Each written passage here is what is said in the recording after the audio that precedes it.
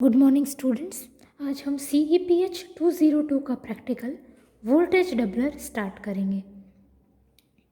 Our aim is to study full wave voltage doubler circuit.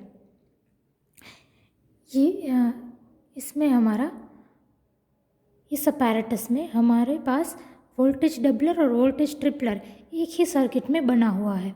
अब इसमें से हमें सिर्फ वोल्टेज डबलर को स्टडी करना है। What is voltage doubler and tripler?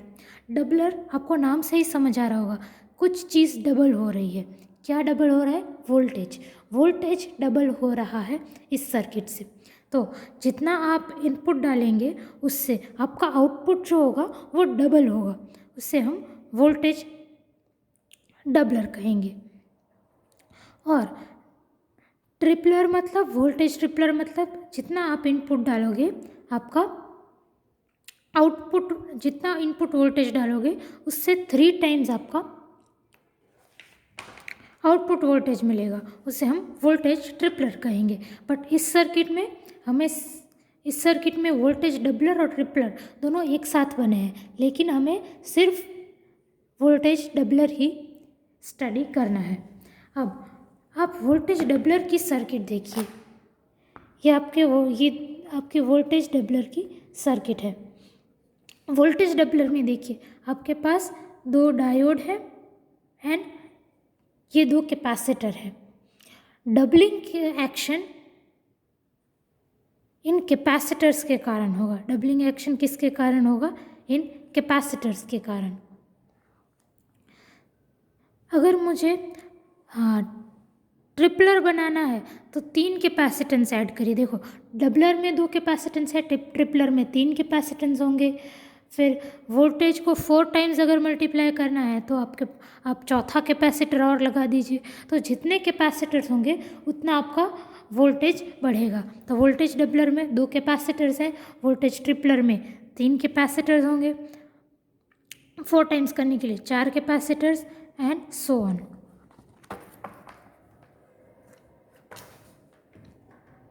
यहाँ देखो, यहाँ पे आपके 3 कैपेसिटर्स हैं। मतलब अगर आप इस पॉइंट के बाद यहाँ पे से आउटपुट लोगे तो आपके 1, 2 और 3 कैपेसिटर्स आ गए, विच मीन्स आपका वोल्टेज ट्रिपलर होगा।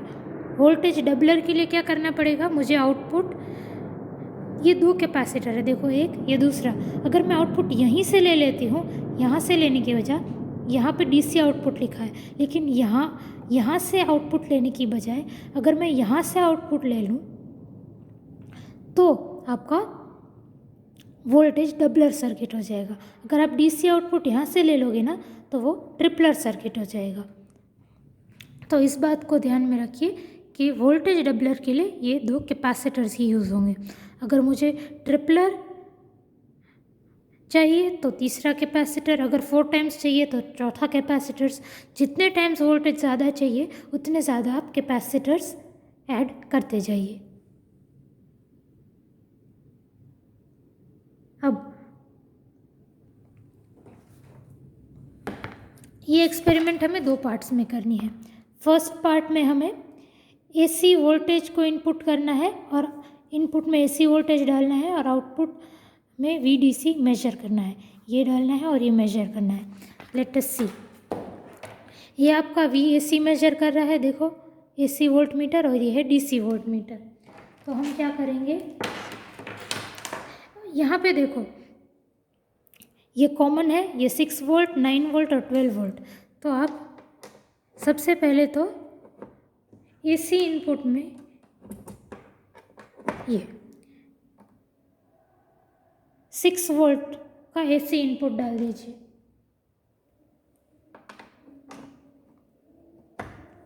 अब ये DC आउटपुट मैंने क्या कहा था, कहाँ से मेजर होगा? ये आपका DC आउटपुट जो है वो यहाँ से हम मेजर करेंगे डबलर के लिए। तो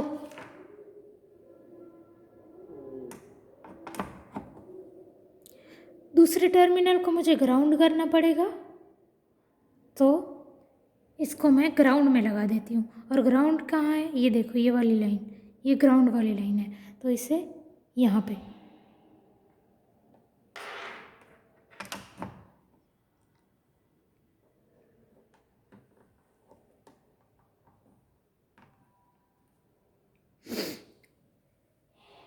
ये 6 वोल्ट लगाया है, 6 वोल्ट का AC इनपुट है, तब आपको DC वोल्टेज कितना आता है वो नोट करना है। तो इसमें जो भी आपका वोल्टेज आया, इसमें जो भी वोल्टेज आया वो आप यहाँ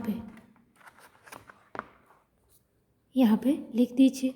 उसी तरह से आप 6 वोल्ट के बाद 9 वोल्ट ले लीजिए, मतलब ये 6 वोल्ट पे है, उसे उठा के आप 9 वोल्ट में रख दीजिए।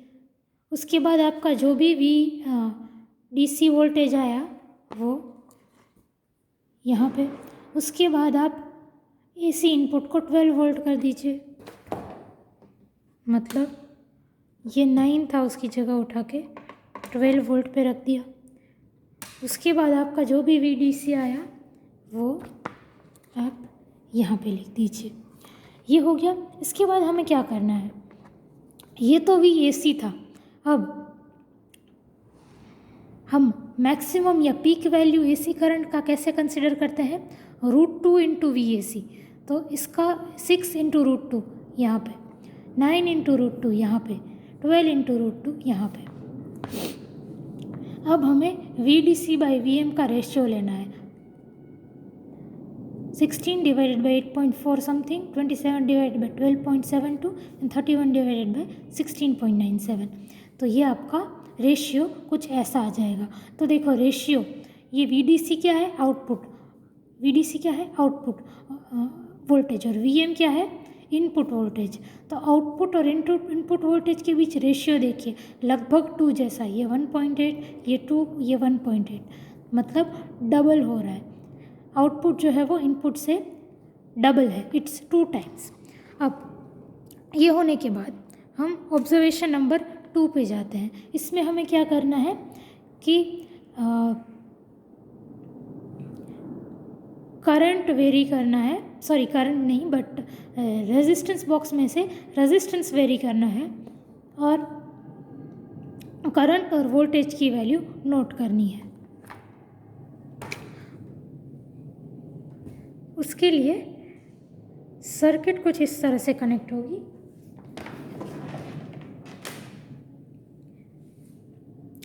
ये आपका करंट मीटर है, देखो उस करंट मीटर को आप इस रजिस्टर के साथ कनेक्ट करिए, करंट मीटर के पॉजिटिव को। करंट मीटर के नेगेटिव को आपको ग्राउंड करना पड़ेगा, और ग्राउंड कहाँ था हमारा, ये रहा। हमने वोल्ट मीटर को भी, इस वोल्ट मीटर को भी यहीं ग्राउंड किया था, तो करंट मीटर को भी यहीं ग्राउंड कर देंगे। अब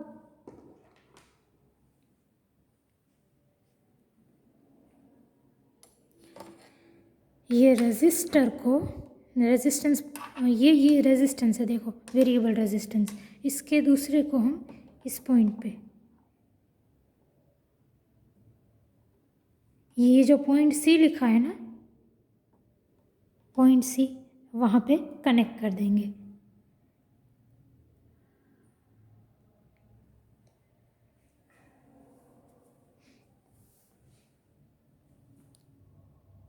अब ये माइक्रो एम्पियर में आपका हाँ, उससे पहले और एक चीज़ करनी है आपको। ये पूरी एक्सपेरिमेंट, अब जो सेकेंड पार्ट है वो 6 वोल्ट के लिए करना है। तो देखो मैंने 6 वोल्ट पे लगा दिया, ठीक है।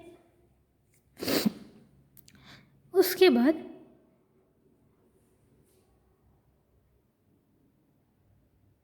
अब मैं क्या करती हूँ कि क्योंकि मैंने एक्सपेरिमेंट करते हुए देखा कि ये इंडक्टर और ये नॉब काम नहीं कर रहा था, तो मैंने क्या किया कि ये जो एमीटर है उसकी जगह मैं ये वाला लेके आ गई। और अब मैं क्या करूँगी कि ये जो एमीटर के कनेक्शन है ना, ये एमीटर के कनेक्शन है, ये मैं उठा के इसमें डाल देती हूँ, मतलब ये इसमें और ये इसमें, हो गया। उसके बाद आपका ये जो लोड रेजिस्टेंस है उसकी जगह पे मैं ये कनेक्ट कर देती हूँ। जो लोड रेजिस्टेंस है उसको उठा के यहाँ पे कनेक्ट कर दिया। मतलब ये सेम ही सर्किट हुई, बस ये वाला करंट मीटर है उसकी जगह पे यहाँ से उठा के यहाँ पे लगा दिया, और ये यहाँ पे जो रेजिस्टेंस बॉक्स था उसको उठा के यहाँ पे लगा दिया। देखा? अब मुझे सबसे पहले R की वैल्यू 400 रखती हूँ। R की वैल्यू मैंने यहाँ पे ये देखो 2 200 ohms के निकाले हैं,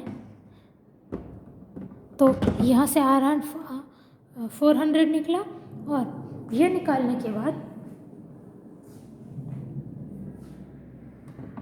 सर्किट ऑन करिए तो आपका कुछ तो वोल्टेज और करंट की वैल्यू आई। ठीक है, तो वो वोल्टेज और करंट की वैल्यू आपको यहाँ पे लिखनी है। उसके बाद आपका 400 ohms हो गया। उसके बाद आप इसमें से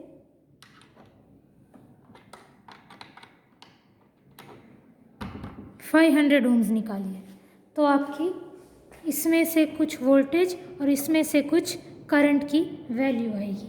वो आपको 500 ohms के लिए आपको ये वैल्यूज़ लिख देनी है। उसके बाद आपको 600 ohms करना है, 700, 800, 900, 1000, 1100। ये सारी वैल्यूज़ के लिए हमें ये रेजिस्टेंस बॉक्स में से आपको हमने 400 500 निकाला, वैसे ही 600 700 अप टू 1100 आप सारी R की वैल्यूज़ निकालते जाइए, एंड यहाँ से वोल्टेज और यहाँ से करंट मेजर करते जाइए। उसके बाद आपको ग्राफ ड्रॉ करना है टेबल नंबर 2 से। y एक्सिस पे VDC, x एक्सिस पे IDC। ये टेबल नंबर 2 मतलब ये वाली टेबल, इसमें VDC भी है और IDC भी है, तो VDC on y axis, IDC on x axis, आपको ये ग्राफ ड्रॉ कर देना है। उसके बाद रिज़ल्ट में VDC भी है, VDC बाय VM की जगह क्या लिखो, रिज़ल्ट में VDC भी है by VM is equal to इन तीनों का आप एवरेज ले लो, मतलब इन तीनों का सम करके डिवाइडेड बाय 3, तो आएगा 1.94। ये आप अपने रिज़ल्ट में लिख दो।